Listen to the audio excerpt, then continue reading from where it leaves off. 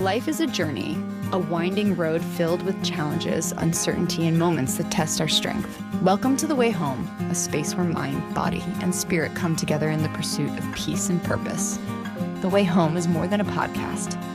It's a path toward comfort, clarity, and connection. So wherever you are on your journey, take a deep breath, open your heart, and walk with us. This is The Way Home, presented by Plymouth Rock TV and Setting the Space. Well, welcome back, Sharmin. Thank Sharmin you. Wengender, who is, we did this one show, and it just blew up like a, you just attracted so many of your fans. We did. You did. I don't think I had many of my fans on there, but you did a great job. So the conversation was going to be, what's next? How do we sort of evolve? And we talked about a few things, and I even like the idea of turning to your circle to ask what they think the name of the show could be. Yeah. And we had a few that we were toying around with. What was the one? You had the original show name. So my original show was The Way Home with Sharmin Wengender. And the idea was home to the person you were meant to be, right? And no matter how far you've traveled away from that version, you can always find your way back home. And also, most people are listening to and from work. And so it was like The Way Home and also The Way Home. Like, a lot we can accomplish. Yep, that's so that's good. a great working title, and we could totally land there together. But I think what we've created is something unique to you and I. And what does that mean? What do the people want? And I think that we have this great exchange. There's the great balance. I think we've talked about it, like we are both reflective. We both are really deep. We have this humor. And I think, I've been doing this for a while, but you're really curious about it. I mean, I feel like that's everybody watching. Well, I think if we came up with a name, that would also be a good theme park name, and like for merchandise. Right, and we gotta go big. Because Think it big. this is obviously going to turn into like a Dolly World or a Disney theme park, or Busch Gardens. So I mean, you can expect the manic, depressive roller coaster, the ups and downs, and the. If we turn to our audience and we say, hey, what do you think? Like, what resonates with you? I like The Way Home. Yeah. Going back to our discussion last time about, and I brought up all these near-death experience stories, but people would often say when they would go cross back, they felt home. They felt like they were home.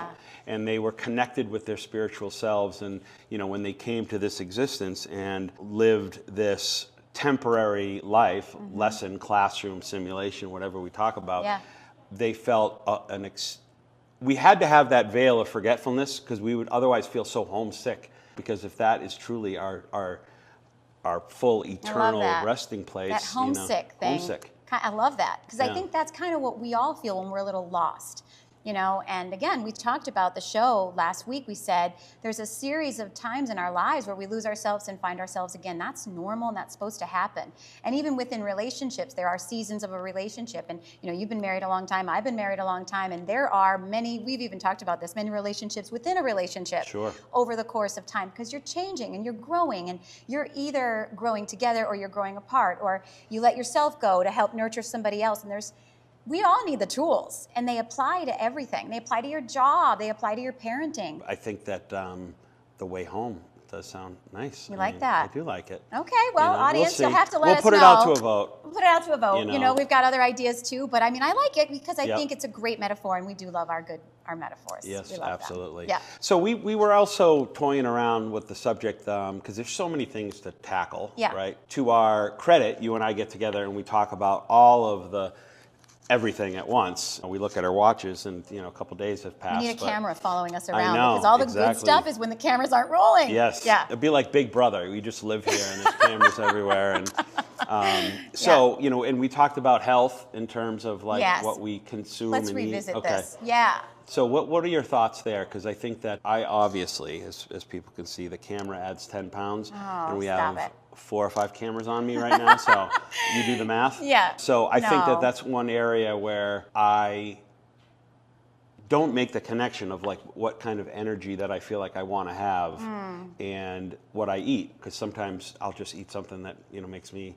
We all have our vices. Of course we do. And if it's you get off alcohol and then you're onto sugar or some other kind of fatty food or something like that. Well, we reach for what we know is going to be an instant comfort, and habits are neural pathways in our brain.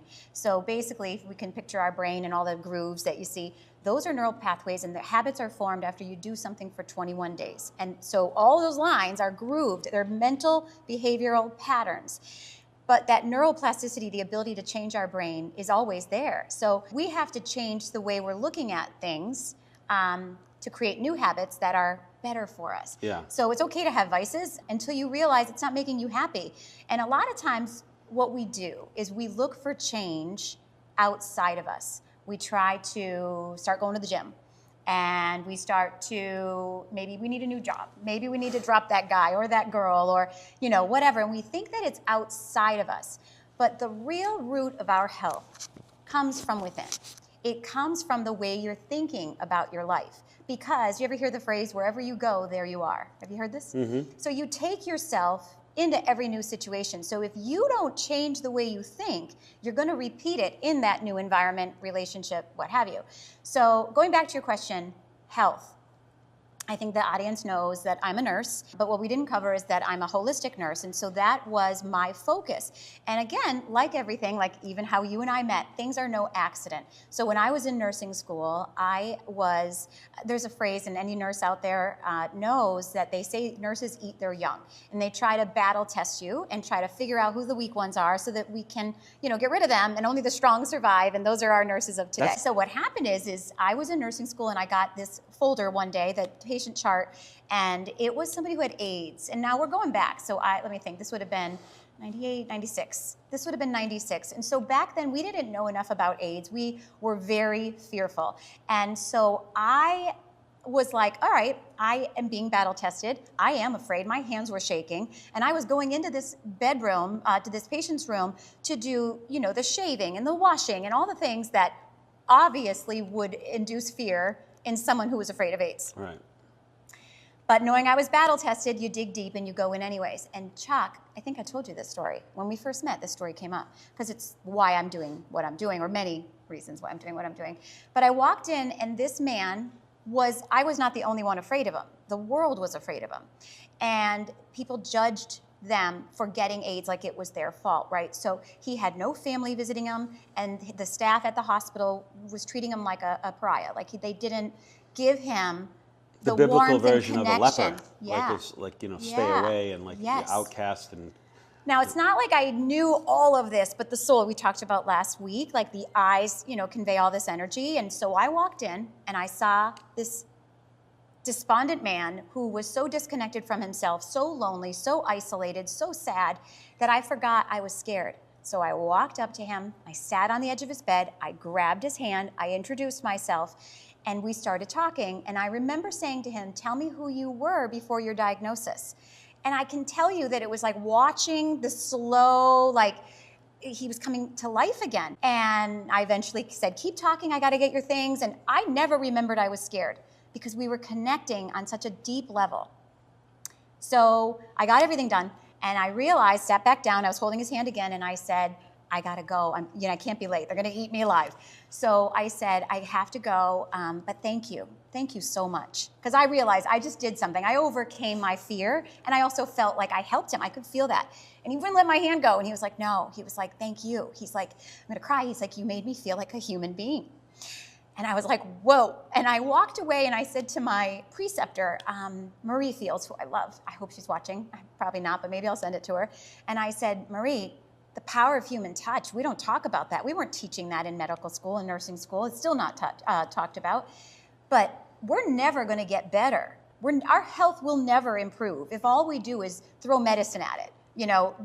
Shave them, bathe them, give them the medicine, but deprive them of that emotional nourishment, that emotional connection that does so much for our brain, and it empowers our DNA. So if we're at a high frequency, because we feel loved and supported, our body knows how to turn on the genes that help us, and it can also deactivate the ones that don't help us. Like a cancer cell can be, re-engineered, or the signal we can activate it. And so I wrote a paper on the power of human touch. And I presented that before I even took my nursing boards to 500 nurses, because this concept, as crazy as this sounds, was new. Crazy. Yeah. So going back to why we need to talk about health. Yes, you can go to the gym, but if you are not addressing what's eating at you inside, what you avoid controls you. So you can get a really great figure, or you can, be all cut and ripped. That's awesome. But you might still have depression, anxiety, and because what you avoid, it controls you. If you avoid difficult conversations, your relationships will suffer. Sure. If you avoid risk, your job will suffer. You avoid failure, your growth will suffer. So, right? Yeah, and the holistic part is what fascinates me, because it just is such a more common, logical way to look at things, right? Because if I go to the gym is a good analogy here, and I only went there and worked out my left leg. And then I would walk out, and every day my left leg would get bigger and bigger and bigger. My life is it's going to get worse. People will look at me funny. I'm going to be limping and going in circles. Just, that doesn't make sense. Like nobody lifts, one side of their body. They might strength train if you're in golf or baseball or something like that, but you wouldn't do that. So you're exercising your whole body, theoretically. Right, the exterior. We're a system. Yeah. And we'll talk about how our neurological system works, like it's a grid of electricity and energy. But then, we take it a step further, is that if your mind, body, and spirit aren't in place, the exercise that you're doing isn't necessarily going to help you either. Again, for vanity's sake or for whatever reason you're doing it, it might be fine, but it's not going to, if you don't have that root cause understood of why. And it's what you do in between the gym visits. That's right. I heard it was a pastor on a stage one time, and he was with this guy who was jacked up, and he said, this gentleman goes to the gym as often as I do. We do the same exercises, except when we leave the gym, I think that allows me to eat whatever I want and do whatever I want. He keeps that up in between. And the notion was that's frequency. If you go to church once a week or pray once a day, it's what you do in between the prayers of keeping your health up, mental health and how you treat others and stuff like that. Totally. And your story about the AIDS patient is just so profound, because... Well, it's made me realize we're not teaching this right. Like, if that guy is not getting better. How many people sat and made him feel loved, cared about, supported? So he's declining right before everyone's eyes. And more so because of the rejection. Yeah. And that's what happened during COVID, when you put these people, senior citizens in hospitals where their families weren't able to come. It's like that was you might as well have just thrive. Yeah, exactly. Put a gun to their head. No, for sure. So 80 to 90% of disease is caused from stress, right? Disease is dis-ease in our body, right? So what stresses us? So again, using the gym analogy, you can look great, but are you stressed? Because even though you have great muscles or what have you, do you have GI issues? Do you have cancer cells starting to thrive because of the stress in your body? So looking at that, we don't have power over our world, but we have power over our thoughts. Our thoughts are the basic place, the most fundamental place where we need to begin to change our entire life. If you change your thoughts, you change your future, completely change your reality. So you have to look at frequency, right? So the future of medicine, I understood that was a sort of crossroads for me. Like, I knew mind, body, spirit, harmony, balance, integration was so important for health and wellness. But I now understand it even on a different level. It's frequency. And stress is a very low frequency. And when we are addicted to that, not necessarily that we choose it, but when we're in this thought pattern, again, the brain, the neuroplasticity, when our grooves in our brain are wired to be overwhelmed, they're wired to focus on, again, we said it last week, if I didn't have any bad luck, I wouldn't have any luck at all. That kind of mindset. Those are stressful thoughts. We are a magnet. We all are. That's a frequency. So when we have low magnetic thoughts, low frequency thoughts, we are a magnet. We attract the same thing that we are. So we end up having chaos. We end up having more stress. And what we look for, we find, right? So we have to look at our stress. Is it in our relationships? First of all, we have to become exclusive. Do you know what I mean by that? Elaborate. We cannot give our energy to everybody. Stop prioritizing people that are not prioritizing you. right? Stop giving people power to decide whether you're happy, sad, or miserable. Like, why do we let people give their Good input? point. Right. And conversely, even something that you can do as harmless as holding the door for somebody or smiling at them helps that person's energy, because you know what kind of chain reaction of negativity can happen when somebody. So let's say I'm upset, pissed at somebody at the grocery store. You know, my body is creating a chemical reaction because of it, and then I'm going on the rest of my day with that dis-ease in me, right? So I'm angry, and that was a waste of my time. It was a complete waste of my energy for me to transform it like that. You know? For sure. So, and when we're stressed, our brain is just a computer, and all day long you can give it data. And if you give it data like, oh, this is a horrible day, you know, and I'm in a terrible mood, and so if you give it that data, then your fight or flight kicks in, your cortisol kicks in, you're aggressive, you're angry, you're negative. It's really hard to even have, what's the word? When you can do something and not be distracted, you're much more efficient when you remove the stress. You're much more, things flow easier. Homeostasis, or, you know, like a hyper focus. Or your brain just works better. So for an example, if I am leaving my house in the morning and I can't find my keys, and I let that just completely get me, right? So now I'm like cursing and I'm swearing and I'm throwing things and I'm lifting the blankets and where did I leave it last, and I can't find them, and I'm getting so stressed, and then I spill my coffee and now it's on my pants. I have no time to change. This is awful. But when do we find our keys? It's when we stop and we kind of get reflective and we're like, okay, retrace your steps, and mentally you stop, and all of a sudden you're like, oh yeah, because in stillness we find answers, right? In stillness. And so that's kind of like, there's a couple of things here. First of all, quieting our mind helps us see what is stressing us. In the thick of it, you can't see when you're in that chaotic energy. It's too stressful. So we stop, and when we do that, our mind becomes kind of like a lake, a very still lake. I used to talk about that in yoga. Try to make your mind like a lake, like no ripples, no waves, right? But when we do that, our higher self emerges, the one that's without doubt, without fear, the one that knows who you truly are, what you truly desire. And so a lot of people, you know, we talked about the voices in your head. It's not so much that, it's just that you step away from the chaos and you kind of can listen, like, wait, I don't like the way I feel when I'm with that person. I don't like the way I feel when I'm in that job.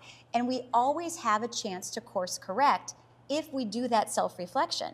If we don't, and we stay in the thick of it, and we can't find our keys, that's really the analogy for life. You can't find what makes you happy if you're always going, moving for deadlines and within the traffic and all the voices. And you know, when we're seeking validation outside ourselves too, I mean, that's another way to quiet your inner truth. Other people's opinions stifle us, right? And we get so caught up like, oh, admire me or love me or give me some validation that I'm worthy. Never. And we should talk about ego at some point too, because that, understanding that and knowing where that interferes with your, because when it interferes and it causes you problems, but you don't know where that's coming from, you do feel crazy, because it's just like somebody was behind you tapping you on the shoulder, and then you turned and they were gone.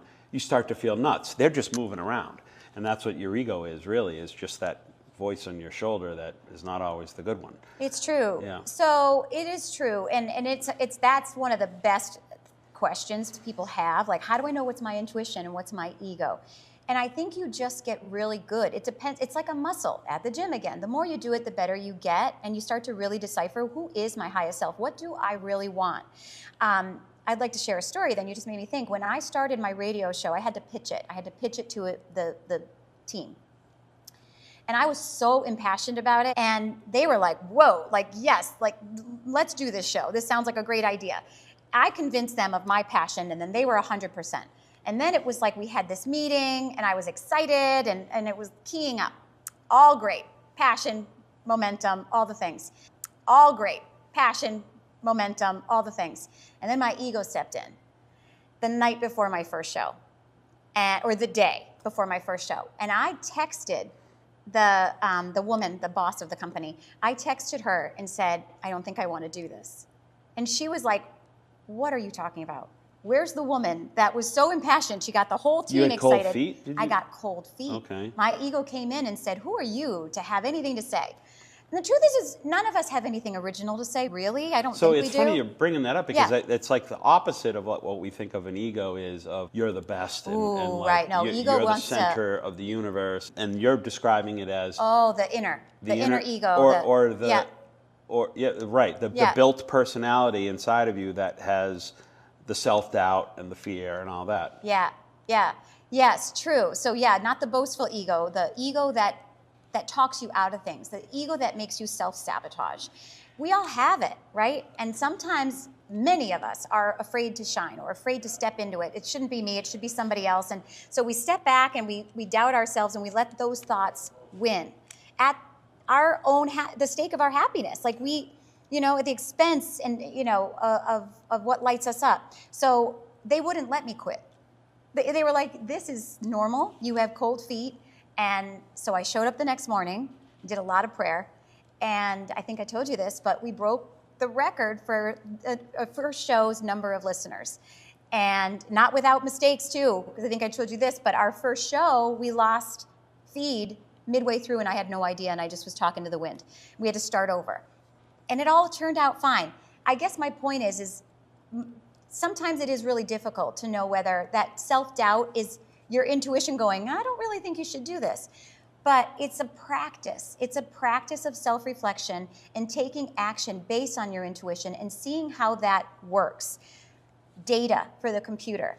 If when you step towards yourself, did it go well? It's a game like we talked about. Yeah. So when I was talking about stress being 80 to 90% of the cause of our diseases, we can see the effect that stress has on us and we ignore it. When we are stressed out and we have things that aren't resolved in our body, we feel headaches, we feel insomnia, we feel GI problems, right? And we explain them away. It's the food I ate, it's I didn't sleep last night, it's whatever. And we explain it away and we don't even think like, I gotta do some self-reflection. We don't often do that. Or we do it and we're like, well, I'm gonna put up with his or her habits because I need that person to stick around, like at our own expense. When we are in alignment, when we remove stress, our body is soft, our muscles are relaxed, our heart is open, life feels easier. And then in that positive frequency, we're a magnet for that ease and we attract positive people and we attract the outcomes that we desire, and it's quick and it's fast. A lot of things that we do, we white knuckle.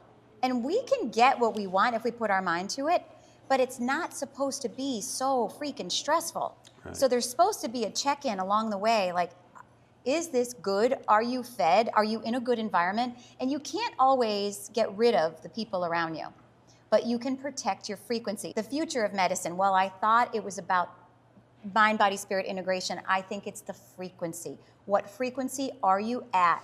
And can you protect your energy in any situation? And the answer is yes, you can. If you don't seek validation from other people and you know who you are no matter what, because people are going to want to hold you back. It's human nature.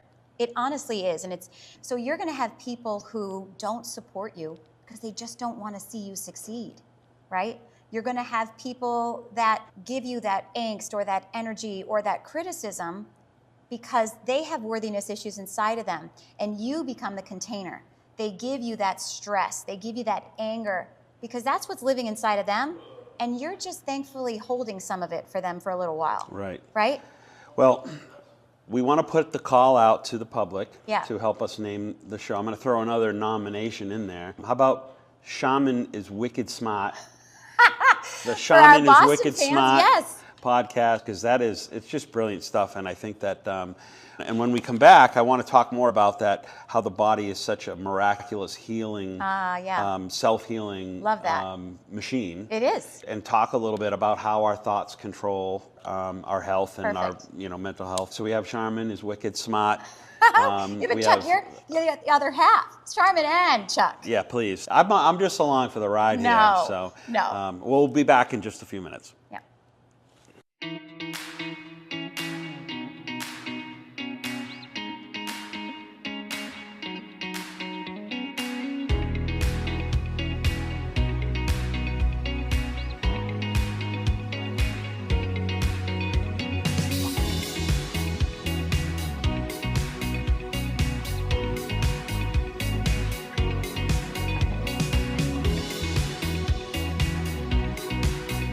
Hi, I'm Ray Bork, and life is great New England.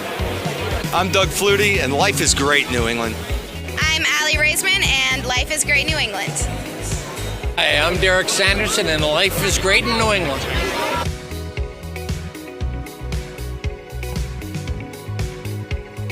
You know, you can also check the show on all of the major streaming platforms on the Plymouth Rock TV channel. Get hip with it. This is Plymouth Rock TV. Go on your smartphone, download Plymouth Rock TV. You guys can watch this probably right after the show. You can also watch all the other motorsports events that have taken place here at the Marshfield Fair. And again, they'll be here tomorrow. That's Plymouth Rock TV. Well, I really appreciate it. Plymouth Rock TV has been great. You all have been great supporters of. You advertise us. You go above and beyond every time. This show, the Sunday Storyteller series, is now part of Plymouth Rock TV and will be broadcast on Roku. So if you have a Roku, you can download or get the Plymouth Rock TV channel, and then you can look for this show. I'm so excited to do it. It is going to bring us into a lot more homes. Everybody right now, do me a favor and share the show. If everybody that's watching shares the show, we're going to have more of a fan base watching, which is only going to help the artists that we bring on the show. As I can tell you from just recent experience as a small business owner, the most costly aspect of running a business is the marketing. We've seen the huge benefit of the new streaming platforms that are coming out, and our ability to partner with Plymouth Rock TV, I think, is going to reach people here in the New England market that we want to reach, that are looking for cool and different things to be doing out here all around New England. Our partnership with Plymouth Rock TV is really going to help us reach that demographics of local people that want to get out and do fun and exciting things. I'm really excited about this opportunity. When we're in Florida, we are watching Plymouth Rock TV and the Red Sox. Woo! Go Red Sox! Plymouth Rock TV! And those guys are on the property. Big thanks to them. They came all the way out to put on a show and have some fun with us today here at Winterport Dragway. And you can check that out on Plymouth Rock TV, recording the racing here today. You can find Plymouth Rock TV or Roku, along with Apple TV, Amazon Fire, and Distro TV. You can actually check them out for coverage here at the track. You can get it right now, actually, right on your iPhone or Android. All you got to do is go to your app store and look for Plymouth Rock TV on your app store and download the app, and you can check it out there. But also getting it out and getting the word out for Winterport Dragway. Plymouth Rock TV is worldwide. Big thanks to them for being here as well. We got a lot going on in this town, and one thing you did mention is Plymouth Rock TV, which in my mind is the highlight of tonight. They're actually coming down here and filming it, and you can check them out. They do everything local. Being a small business, especially nowadays, is tough. So I was so fortunate to be introduced to Chuck from Plymouth Rock TV, who's just been awesome at helping me get the word out there of who we are, where we are, what we do. Plymouth Rock touches so many homes in New England.